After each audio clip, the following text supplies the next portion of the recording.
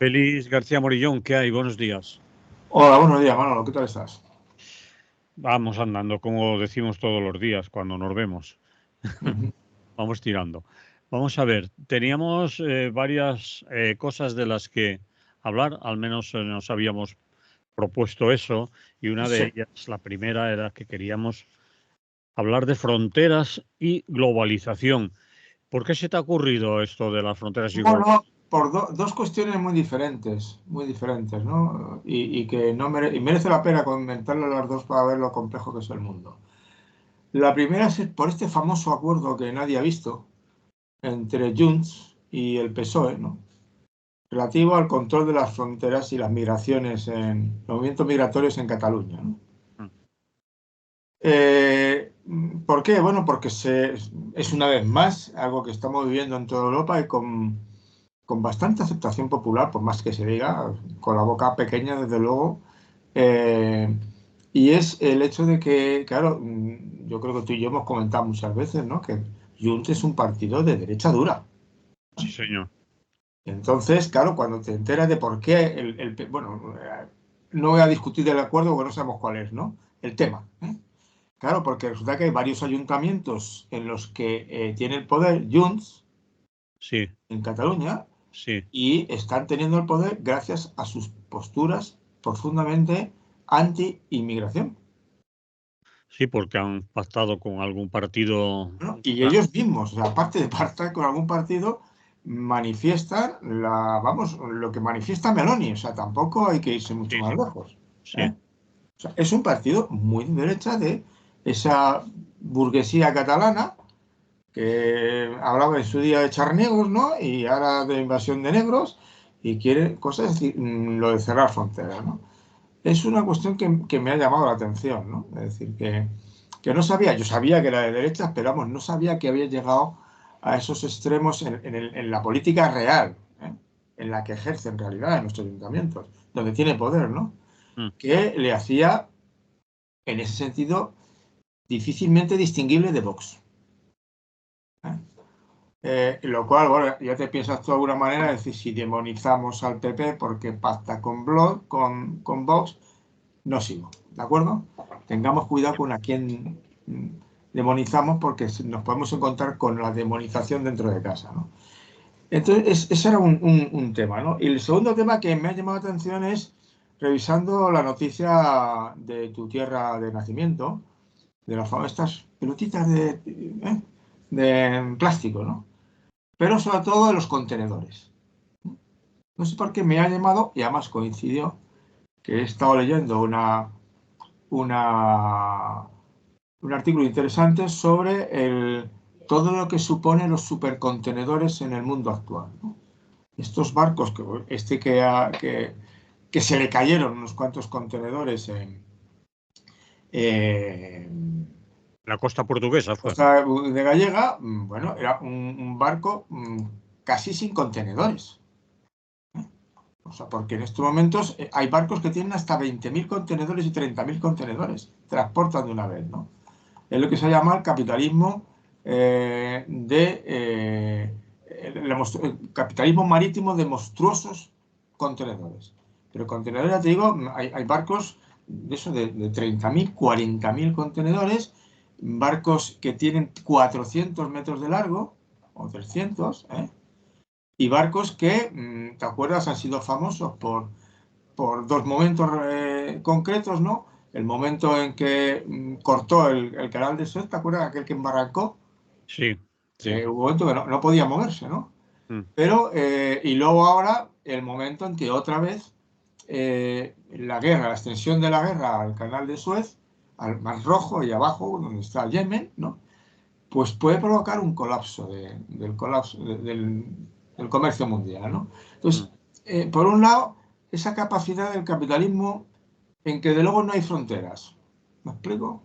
Ni banderas ni fronteras, porque además estos barcos operan con banderas de conveniencia y es posible que en el recorrido que hacen desde el sur de Asia, ¿no? El sureste de Asia, y Europa, Estados Unidos, ¿no? Que es donde van, pues puedan cambiar 3 veces de bandera.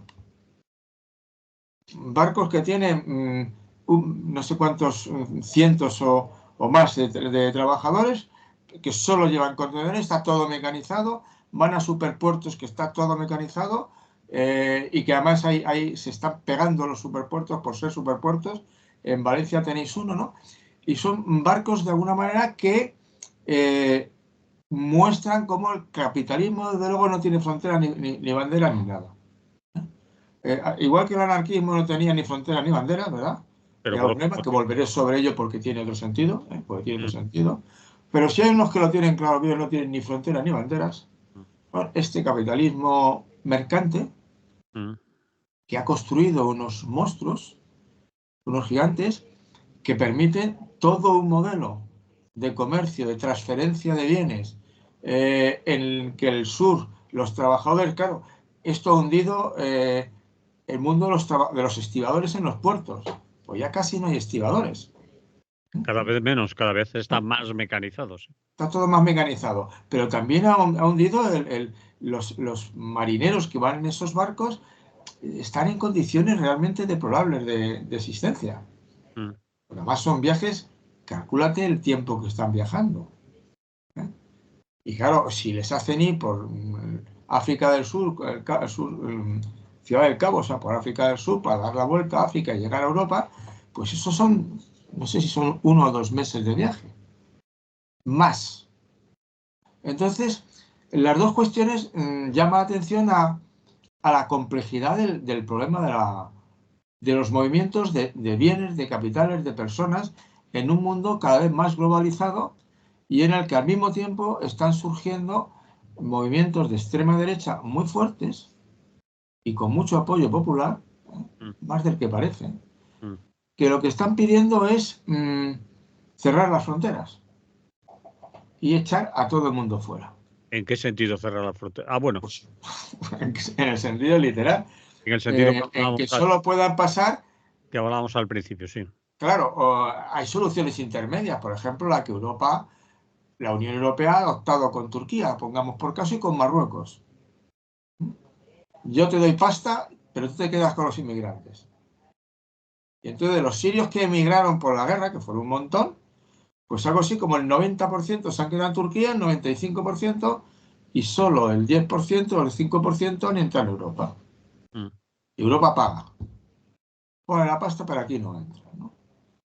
Lo cual es aberrante desde el punto de vista de los derechos humanos, en el sentido de un mundo cosmopolita, un mundo en el cual no hay frontera, no debiera haber frontera ni bandera, pero en el cual obviamente lejos de que eso se suprima, parece que renace. Con esta contradicción de que al mismo tiempo que renace, te encuentras que el capitalismo pasa. Está por encima del asunto. Y de alguna manera importa un carajo la cuestión. Es decir, el capitalismo a la descentralización de la externalización de las zonas de producción industrial, en el reparto del trabajo que se hace mundialmente, y en el cual los trabajadores baratos de todo el sureste de Asia y una parte de África y otros países, ¿no? Y de América, pero sobre todo estos, han conseguido evidentemente saltarse las fronteras. Europa no es capaz de buscar una solución, no es nada fácil. Y nos encontramos en esta situación tan tensa en la cual nadie sabe al final cómo frenar el asunto. Decir de alguna manera, claro, cualquier solución que des a este tema tan complejo, es decir, pues no hay fronteras. Que la gente circule, la frontera, de hecho, la frontera, sobre todo en el sentido que la entendemos actualmente, es un invento del siglo XVI. Antes del siglo XVI, lo de la frontera es una cosa muy fluida. Pero solamente cuando ha avanzado lo suficiente la geografía como para poder medir exactamente meridianos y los meridianos, la latitud y la longitud, solamente en ese momento, claro, puedes poner exactamente la frontera. Y la frontera es una raya. De hecho, es una raya, ¿no? No la ves, claro, no está. Bueno, en algunos sitios hay una valla para marcar que está la raya, ¿no? Pero eso antes no existía, era bastante más fluido y en zonas de lo que pasa con Cataluña, con la parte del sur de Francia que está vinculada a Cataluña. Sí. La parte es, con el País Vasco le pasa lo mismo con el País Vasco del Norte, Euskadi Norte y Euskadi Sur, ¿no? Es decir, esos sitios cuando no había frontera, las fronteras eran fluidas. Cuando ya se instauran las fronteras, esto no queda más. ¿Y qué es lo que ocurre? Bueno, pues en este momento te digo, la solución, el lema del anarquismo, que era el más lógico, era el más de propuesta de cambio social, era efectivamente el identificar la frontera con el Estado y el Estado con una máquina de dominación, con un dispositivo político de control social. Entonces, obviamente, si tú aspiras a implantar el Esperanto, aspiras a la internacional de trabajadores y aspiras al cosmopolitismo más radical, pues obviamente los estados nacionales es una cosa que tienes que desmontar. Y al mismo tiempo te encuentras con lo opuesto, es decir, en Europa en estos momentos, como tú bien sabes, el nacionalismo identitario, lejos de disminuir, crece. Mm. Y el nacionalismo identitario es el que trae consigo realmente las fronteras. Y las trae fundamentalmente porque vincula la pertenencia o la convivencia y la solidaridad a la gente que es de los tuyos. ¿eh? Al final, con un sentido profundamente biológico de la cuestión. ¿eh? Los que son como nosotros. No los que son los oscuros o los no oscuros, los que hablan otra lengua, todos estos signos externos que diferencian a los seres humanos son los que configuran una situación en la cual los míos son los que yo defiendo, me vinculo con los míos y lo que tengo que conseguir es que los de fuera no entren. Y no entren de ninguna manera. Entonces, esta es la situación, como te digo, que es curiosa. Al mismo tiempo que si hay alguien que ha conseguido cargarse las fronteras es este neocapitalismo salvaje, ¿eh? Al mismo tiempo se están renaciendo buscando soluciones de aislamiento y de cerrar fronteras. Otro ejemplo que leí el otro día que no lo conocía, yo no sabía que en estos momentos hay un follón también porque hay internacionales manejando los residuos que sobre todo van desde Italia y Francia y vienen a España. Y tiran los residuos, no sé si por Ciudad Real, igual es por Valencia, me es igual. Y es un negocio espectacular. Y Sí, entonces se saltan las normativas, obviamente todo eso se hace seguro que no bajo cuerda, porque seguro que más o menos supongo que se tiene que saber, ¿no? Y volviendo a la cuestión de ¿cómo se puede recuperar de alguna manera el lema ni bandera ni fronteras? Pues obviamente es complicado. Es complicado porque va en contra, es un lema que rompe y que hace que la propuesta anarquista en estos momentos tenga dificultades de aceptación por el crecimiento que está teniendo precisamente este nacionalismo identitario en toda Europa. Y no solamente en toda Europa, sino en más sitios, ¿no?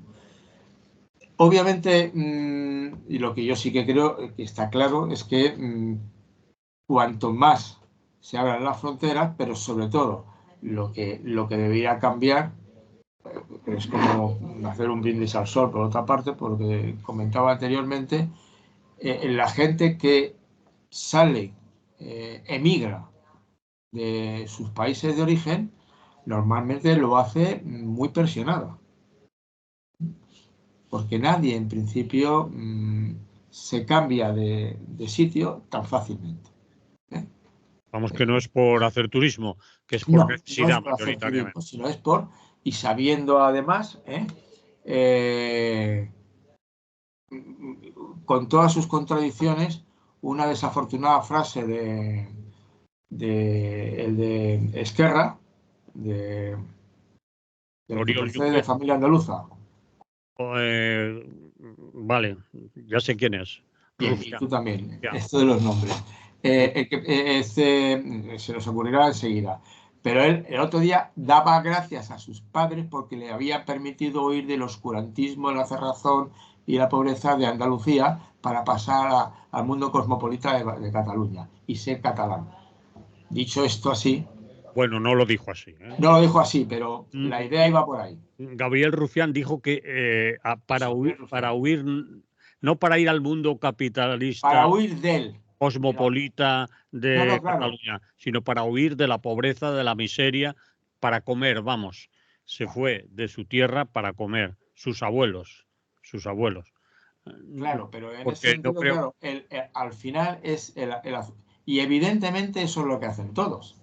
sí, Es decir, pero refleja el mismo problema. Es decir, lo que ocurre es que la gente que viene aquí se sacrifica mucho porque piensan que sus hijos van a poder vivir una vida que ellos no han tenido. correcto. Mi padre se fue a Holanda a trabajar y dormir en camas calientes, que se llaman, no para una vida como dije, más cosmopolita, más moderna y más cómoda para él, sino para que pudiéramos seguir comiendo en Claro, nuestra... no era un expatriado, Sí, era un inmigrante mm, que se iba con una mano delante y otra detrás, ¿eh? En aquella época con una maleta de estas de cartón casi, en sí, condiciones, ¿eh? de cartón. Y a pasarlo fatal. Sí, señor. Pero con eso ahorraba, Sí, ¿eh? Y al final conseguía, o incluso sus hijos se educaban allí y en un momento determinado podía volver a España. mm, Supongo que tu padre volvió a España, supongo de los sí. años 70 cuando volvieron muchísimos, 70, 80, ¿eh? Porque se cerró ese mercado. Antes de los 70 fue.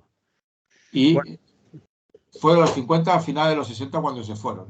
Los sí, 50 cuando fueron muchos, vale. bien, es igual. Y luego Sí, volvieron. es Pero un... indicaría ese tipo de... Entonces, claro, lo que la gente, y claro, a los gobiernos de nuestros, empezando por el nuestro, que tampoco hay muchas diferencias entre los gobiernos europeos, en la parte externa, en el maquillaje, en la forma de decirlo. Claro, un Pedro Sánchez no lo dice con la rudeza de Meloni o Macron, pero al final prácticamente las tirolinas y los palos a los que entran por la frontera de Ceuta y el dinero a la policía eh, y a las fuerzas de represión marroquíes para conseguir pararlos en situ es evidente, ¿no? Y además casi es un poco macabro decirlo así, pero a veces piensa, lo importante no es si murió o no murió en el salto a la valla un inmigrante, sino si murió en Marruecos o en nuestro lado. Y lo Sí, importante es que haya muerto en Marruecos, ¿eh? sí, sí. Eso por encima de todo, no en qué raya, sino que esté en el otro lado. No que haya muerto. Entonces, obviamente, para solucionar esta situación de una inmigración, movimientos migratorios, el abrir las puertas no tiene ningún sentido, no tendría ningún sentido. Es posible que a medio y largo plazo, claro, la gente, si empieza a venir una riada de gente de países del sur, eh, obviamente ahora te dicen aquí en España hay 100.000 o 150.000 puestos de trabajo no cubiertos, ¿no? Quiere decirse que de alguna manera habría puestos de trabajo para 150.000, ¿no? Pero, y cuando vieran que no hay puestos de trabajo, no vendrían. Porque de Cierto. hecho ellos salen de sus países porque no hay puestos de trabajo. Correcto. Entonces, podrías pensarte que al final, cuanto menos control haya, cuanto menos intervención del Estado, más se producirá unos movimientos naturales que se irán frenando conforme las circunstancias cambien. A mí me parece, en cualquier caso, que no está claro esa solución, porque al final, para que eso ocurriera, todo el mundo tendría que tener la misma apertura mental, espíritu de acogida, y eso no existe. Entonces, una cosa es que, porque luego se ofrece acoger a sirios, y España acoge a 6.000. Me parece recordar, no se llega a 6.000, no creo que no haya llegado. Y a ucranianos ha recogido a más, claro, bastantes más, por motivos obvios. Al final son, por lo menos son europeos, ¿no? Aunque ya más eslavos empezamos a distinguir la movilidad también, ¿no? Entonces quiero decirte que el lema de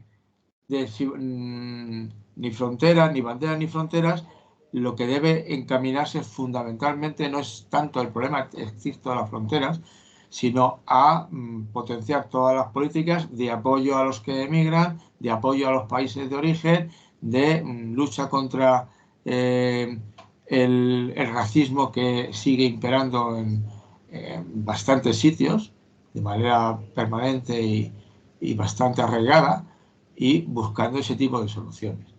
Entonces, como ves, es un recorrido de ese capitalismo sin fronteras, pero que desprecia a los seres humanos, a un capitalismo con fronteras, pero que en el fondo también los desprecia, y lo que impide, no tiene ningún problema con vivir a costa de, pero siempre y cuando no perturben el equilibrio y la estabilidad económica que disfrutan sobre todo las élites, la clase media, media sólida de nuestro país, ¿no? Esa era la idea que Es decir, quería pues, decir. se puede concluir, entre otras cosas, de alguna manera, que el capitalismo, el mercado no tiene fronteras, Nunca tuvo patria. pero los seres humanos sí. Para los seres humanos existen fronteras e impedimentos. Para el capital y las mercancías, no. Libre mercado. Libre mercado. Sí. Y claro, a veces lo del libre entrada de inmigrantes se parece al libre mercado salvaje. Es decir, si no lo aclaras bien de qué estás hablando, es lo que dicen ellos. ¿Qué es el anarcocapitalismo? Todo lo que regula un gobierno empeora. Todo lo que regula un gobierno. Por tanto, no puede haber normas de control de la inmigración. El que quiera pasar, que pase. Luego, evidentemente, el capitalismo liberal radical, eso no lo cumple. Muy bien.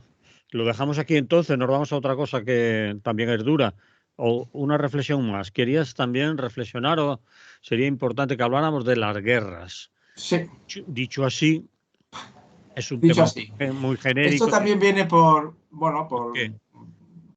cosas que estoy leyendo en estos momentos y por una situación muy concreta que para una revista con la que tengo relación, pues comentaron que que sería bueno hacer un artículo sobre las guerras del capitalismo.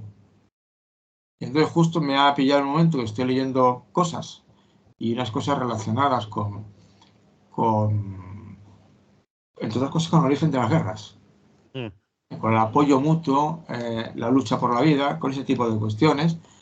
De algún modo, lo que está claro es que en estos momentos concretos es que la guerra es muy anterior al capitalismo.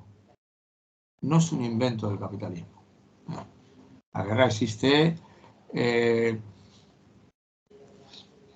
decir, la violencia, los antropólogos en estos momentos y los paleontólogos que analizan bien los restos y que cada vez van aprendiendo más, en estos momentos los datos que poseen es que desde los orígenes del ser humano, y nos podemos remontar a 150.000 o 200.000 años, se observa, y luego hay restos paleontológicos que indican que algo de eso había, que ha existido siempre dos tipos de conductas que además nos relacionan con nuestros primos hermanos evolutivamente, con los chimpancés, por ejemplo, y con otros animales.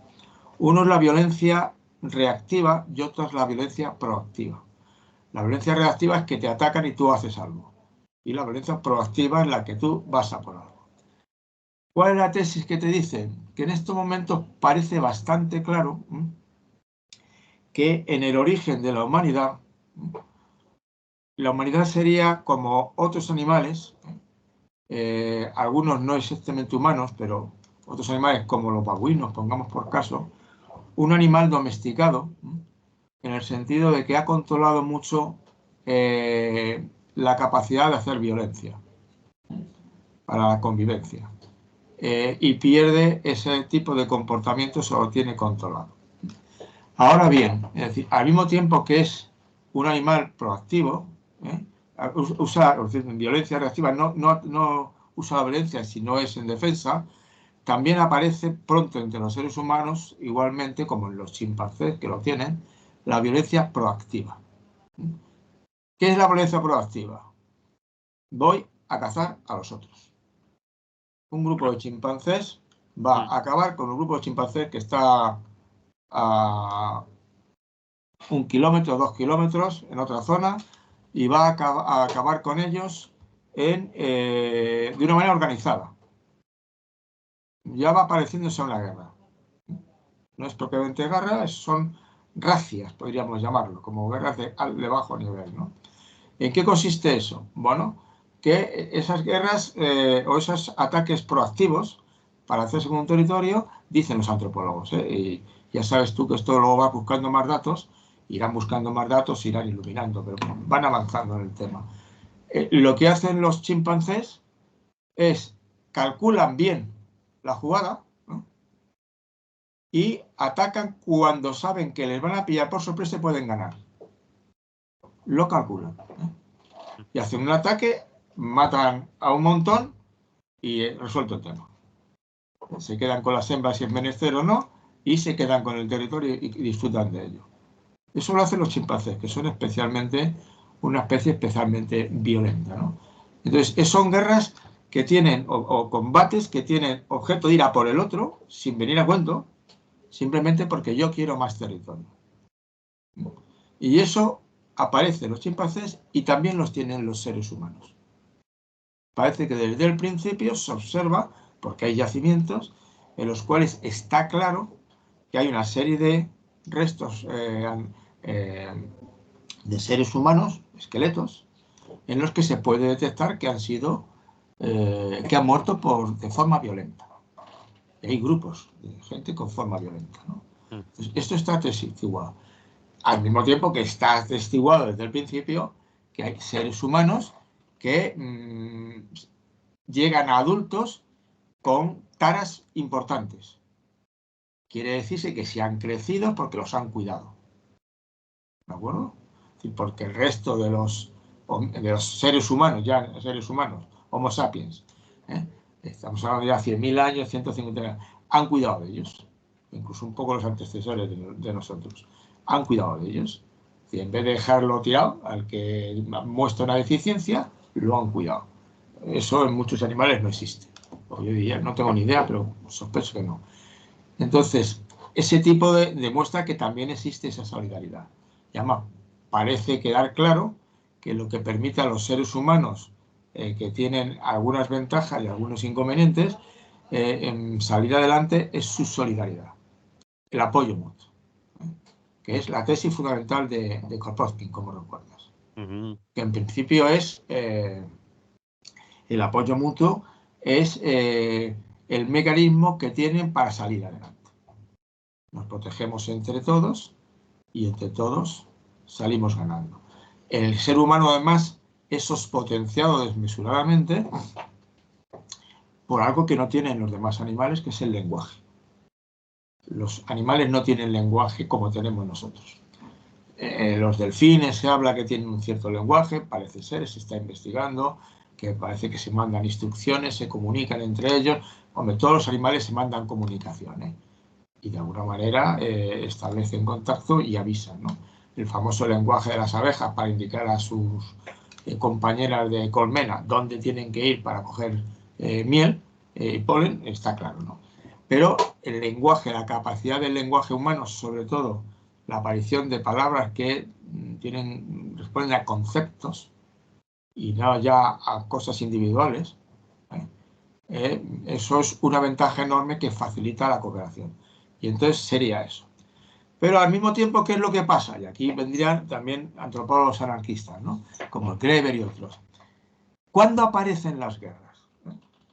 En estos momentos, leyendo uno de los artículos, el dato concreto, sí lo tengo más o menos, han descubierto en una zona entre el País Vasco y La Rioja, en esa zona, han descubierto lo que por primera vez se puede llamar una guerra entre seres humanos. No una violencia más o menos dura para salir a la guerra, no, una guerra. ¿Por qué una guerra? Porque se ha descubierto una zona en la que hay 30, 40 o 50 cadáveres. Ya te digo, es una zona así entre Navarra, País Vasco y La Rioja, por ahí. Y en esos 30, 40 cadáveres hay flechazos, hay cráneos partidos de un mazazo, y están dispuestos. Es decir, ahí ha habido, la flecha indica tirar desde lejos. Perdona, no te he entendido Las eso. flechas son que tiras desde lejos y tiras a matar, Sí, vamos. sí, No hay. sí. Es decir, ya hay una organización. La guerra sería, de alguna manera, en esa violencia proactiva que ya está en chimpancés, cuando se convierte en una cosa sumamente organizada. ¿No? Y organizada de tal manera que sigue manejando el mismo principio.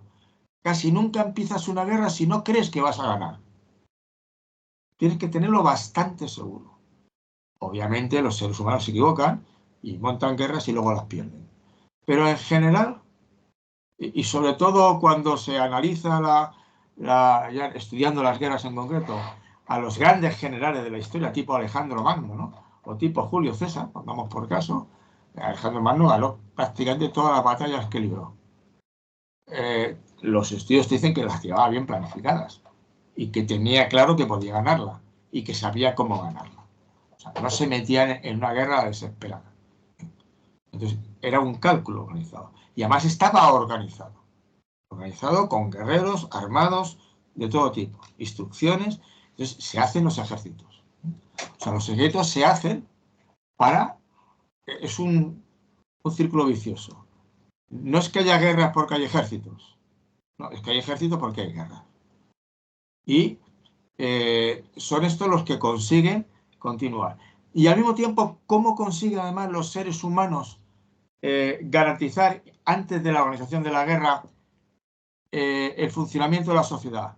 Con una cosa que parece también estar bastante acreditada y que además se observa en algunos de los pueblos que todavía quedan de tipo nómada, no sedentarios, etc. Es lo que llaman el asesinato ritual.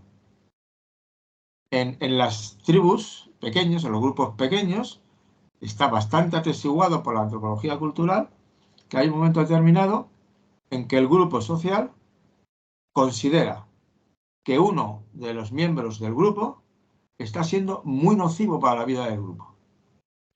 Entonces intercambian, el lenguaje permite primero el cotorreo, el compartir información y luego el confabularse, da facilidad para ver cómo nos organizamos, y lo asesinan. Lo asesinan en público, delante de todos y entre todos. Lo cual es una especie de decir, aquí todos nos hemos manchado, o sea, o hemos participado, nadie, y además todo el mundo ha visto lo que pasa con el que no obedece. No obedece en el sentido de no sigue lo que el grupo entiende porque hay que hacer. Y entonces la pena de muerte durante muchos siglos ha sido una manera de recordarle a la gente, si lo haces y atentas contra el grupo, se ha acabado. Morirás. Y morirás, y tú sabes, en caso concreto en España, y bueno, en todos los países, hasta 1800, y bueno, todavía en muchos, en el siglo XIX, la pena de muerte todavía era pública. Los ejecutaban en la plaza pública. Incluso con garrote, que no es una pena de muerte así como muy agradable. Y había mucho público viéndolo. Así que el público, no sé si a morbo o qué era, ¿no? Entonces, eso es lo que terminó ayudando a domesticar al ser humano para que fuera capaz de alcanzar los niveles de cooperación que tenemos. O sea, porque en estos momentos, lo que te dice cualquier antropólogo, y ahora mismo, o sea, digan lo que digan, la capacidad de colaborar que tienen los seres humanos es desmesurada. Y la demostramos todos los días de nuestra vida. Somos un espectáculo que no se da en el reino animal y que nos permite emprender tareas que de otra manera no se harían. Una de ellas es la guerra, claro. Entonces, como digo, eso es lo que ha mantenido a los seres humanos. Y en cualquier caso, claro, ¿qué te dicen los antropólogos? Yo le puedo decir a usted de dónde surge la violencia. Le puedo afirmar además que la violencia ha ido disminuyendo. Todos los datos indican que incluso ahora mismo sigue todavía disminuyendo la violencia. No le digo lo que va a pasar dentro de 50 años, ¿eh? Eso yo no predigo. Yo le digo que hasta ahora es lo que ha pasado. Eso, Ese mecanismo social ha potenciado la cooperación y ha dificultado que la ruptura de la guerra interna o la descomposición interna. Y eso permite unos niveles de vida pacífica, es decir, el número de muertes por violencia en las sociedades actuales es bajísimo, bajísimo, 2%, 3%, ¿eh? No hay más de muertes violentas comparado con el número de muertos. El número de asesinatos en España también es muy bajo, en todas partes es sumamente bajo. Y ya no hay pena de muerte, por cierto, ¿eh? Ya se ha acabado eso. Entonces, la expectativa, que esto pueda cambiar, evidentemente. Y que las guerras pueden seguir siendo tremendas y pueden ser tremendas, de acuerdo, pero curiosamente en las guerras se comprueba lo que tiene en su propio origen, las guerras siempre han puesto de manifiesto una cosa, ¿eh? Y es que los soldados si pueden no matan. Es curioso, ¿eh? Si pueden, esa famosa anécdota de que en la Primera Guerra Mundial, el día de Navidad, pararon y se pusieron a jugar al fútbol, los dos fronteras, claro, provocó la ira de los generales, ¿eh? Inmediatamente tuvieron que intervenir. ¿pero eso es realidad o es una leyenda? No, eso fue realidad. Eso Vale. fue realidad. Ocurrió. Ocurrió. Y lo que pasa es que inmediatamente, porque y eso se sigue sabiendo, es decir, se sigue sabiendo porque ¿cómo te diría? El índice de acierto en los disparos que pegan los soldados en combate sigue siendo bajísimo. No sé si que tiran más arriba, más abajo, que se ponen nerviosos. La posibilidad que los soldados den la vuelta atrás sigue siendo enorme. Y solamente la disciplina brutal o incluso la posibilidad de que si te dan la vuelta te pueden matar los de detrás. Y que si aguantas más en el combate, los soldados aguantan más en el combate, es fundamentalmente porque por eso se hacen pelotones. Porque al estar en un pelotón saben que si uno no combate puede pagarlo su compañero, con el que ha tejido lazos de camaradería. Y obviamente, y es el caso, por ejemplo, que los de Estados Unidos descubrieron claramente en la guerra de Vietnam y decidieron cambiar el modelo de formación de la tropa, descubrieron que los soldados no tiraban a matar. Entonces fue imprescindible trabajo psicológico, trabajo porque la gente así como combatir en guerra a la gente pues que no le va la marcha, ¿eh? ¿Por qué termina combatiendo? Bueno, pues por miedo, por obligación, por imposición, porque como decían aquellos, les ponen en la cantimplora coñac en vez de otra cuestión y entonces hay un momento de que no te enteras bien de lo que estás haciendo, o bueno, porque se fusilan a los que no luchan. Porque fusilamientos de las tropas propias ha habido muchos, ¿eh? En todas las guerras. Ha habido que fusilar a soldados. Y además fusilarlos públicamente, por cobardes. Alguien podría estar pensando ahora, bueno, con lo que estamos viendo, por ejemplo, en Gaza, pues ahí sí que tiran a matar, porque se está muriendo mucho. Claro, podían concluir, bueno, no son disparos de Ah, soldado. claro, pero esto es esa guerra que todavía se mantiene. Sí, Israel ha atacado, es el típico ejemplo que te ponía al principio de cómo surge la guerra. Yo ataco porque sé que soy impune. mm, Porque no me va a pasar nada. Y entonces, en estos momentos, ya llamar eso una guerra es muy cuestionable. Claro, bueno, iba a acabar diciendo que a lo mejor no son guerras de soldados disparando a personas concretas. Primero esas son cuestiones no bombardeos. dispara, tiran a bulto, ¿no? Sí, eso es. Son bombardeos indiscriminados que una bomba mata a cientos, ¿no? O a decenas. Vale. Pero también van con el cerebro bastante lavado, porque son capaces de matar a unos que van con bandera de rendición. Sí, sí, Ya sí. han dicho que tienen También, que revisar las instrucciones que les dan para que no cometan estos fallos tan graves, ¿no? también se dan esos casos, que es lo Claro. contrario de lo que dice. Pero en el caso de esta guerra es en la típica guerra, que es lo que ha hecho Israel desde el principio. Tiene más fuerza y cuando quiere arrasa. Porque encima no hay ningún gobierno que realmente le frene, de los que podrían frenarle. Porque eso lo comentábamos el otro día. Y nuestro Pedro Sánchez, que ha tenido una actitud más digna, al final no ha cuestionado el envío de armas ni ningún negocio. Es decir, en estos momentos, si quieres presionar a Israel, llamas a tu embajador, suspende los acuerdos comerciales y el tráfico comercial. Es bien fácil, o sea que tampoco. Y si eso lo hacen la Unión Europea, bueno, y ya más chorradas más, oye, en el Campeonato de Europa de baloncesto no entráis, ¿eh? Jugáis con los de Oriente Medio, que son vuestros colegas, ¿no? ¿Me explico? O sea, pues se puede presionar, pero no se hace. Entonces, volviendo a otra cuestión, la guerra sigue, en estos momentos, los soldados que matan van obligados. Les pueden fusilar, no es lo que les piden, y la guerra es el modelo armado de. Y la guerra, si tiene algo especialmente claro, la guerra contemporánea en estos momentos, es, bueno, la capacidad destructiva que tiene, que no existía antes, y la capacidad de matar de manera más impersonal. Es decir, lo de la bomba atómica famosa, que es quizá el emblema de la barbarie, ¿no?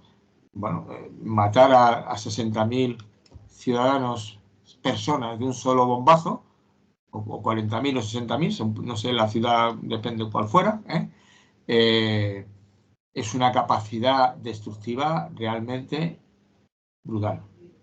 Y es una guerra que se puede hacer, que puede tener consecuencias muy negativas. Pero al final es como todas las guerras. Son guerras de matáis o nos matan, que es la historia, y son guerras, las del capitalismo simplemente son guerras en las que, como en guerras anteriores, la gente aprovecha para hacer negocio. Pero el negocio se ha hecho siempre también. Y obviamente aquí, en toda guerra, hay intereses mezclados, hay beneficios, bueno, se puede vender muchas armas, se puede sacar zonas de comercialización prioritarias, este tipo de cuestiones. Entonces, volviendo a la cuestión, la guerra es tan antigua como la humanidad. No tan antigua porque antes de la guerra necesita lo que necesita ya sociedades complejas, porque es un ejército organizado. Entonces, obviamente, eso solo surge después del Neolítico, cuando empieza el Neolítico, y entonces empiezan a darse una serie de fenómenos de tipo económico en los cuales se hace posible algo que hasta entonces no era de ese tipo, aunque también había el líder del grupo, había alguna jerarquía, pero obviamente desde que aparece la economía, la agricultura y la ganadería, aparece un tipo de producción en que se produce más de lo que uno mismo puede consumir. Entonces eso va vinculado al comercio y al intercambio, y va vinculado a la especialización, y va vinculado a la posibilidad de acumulación de riqueza, cosa que previamente no había posibilidad de acumulación de riqueza. Porque no puedes, si eres cazador, no puedes acumular, puedes conseguir dominar un territorio para cazar tú solo, pero no puedes acumular piezas de carne cazadas porque se estropean, punto. Entonces, eso surge cuando aparece, obviamente, la agricultura y la ganadería. Entonces, tú tienes carne porque tienes vacas y las matas en su momento, etc. Y eso es lo que exige un tipo de organización diferente. Y eso sí que ahí empieza un tipo de desigualdad económica y política y empieza a surgir mecanismos que lo que pretenden es, si te decía que anteriormente, según dicen los antropólogos, lo que se practicaba era una especie de asesinato grupal, ¿eh? Nos ponemos de acuerdo y a ese que era ese es el que está estorbando, lo vamos a matar. Y ahora lo matamos delante de todos, es decir, no hay nada que ocultar. Y así todos son cómplices de que lo hemos asesinado. Y asunto resuelto. En el caso ya de este tipo de guerras con poblaciones más amplias, claro, ya no se puede hacer eso. Lo que existe, evidentemente, desde el punto de vista interior, es un control, es decir, a la gente se la puede meter en la cárcel, a la gente se la puede condenar y aparecen intentos de regulación como el famoso código de Hammurabi, ¿no? El ojo por ojo y el diente por diente. Que en algunas interpretaciones, quizá te la comentaba en algún momento, ese ojo por ojo no es una prueba de barbarie, sino es un primer inicio o una muestra de control. Si te han arrancado un ojo, como mucho le puedes arrancar un ojo, no le puedes matar. Es decir, el daño que tú haces a la persona que te hace daño, en el caso de que te tome la justicia por tu cuenta, nunca puede ser desde luego superior al daño que te ha hecho a ti. Pero además, en sociedades organizadas, lo que queda claro, desde el punto de vista de fomentar la convivencia, es que hay que evitar por todos los medios que cada uno pueda hacer lo que le da la gana. O sea, la gente tiene que, en cierto sentido, obedecer o seguir las reglas que están puestas en la sociedad. Eso obviamente genera desigualdad y con la desigualdad, ahí Rousseau no tenía razón de que los seres humanos en origen eran el buen salvaje. El buen salvaje no ha existido nunca, en ningún sentido, ni en cosas como la antropofagia se han comido a los seres humanos, punto pelota, no tienen ningún problema en comérselos, pero lo que sí cambia bastante es con el origen, no tanto de la sociedad, sino de la complejidad social, sí que pueden aparecer, obviamente, situaciones en las que esa violencia proactiva y esa violencia reactiva que tenían ya los seres humanos cuando eran grupos muy pequeñitos, pueda convertirse en guerras. Y en guerras y en desigualdades que obviamente termina siendo muy nociva.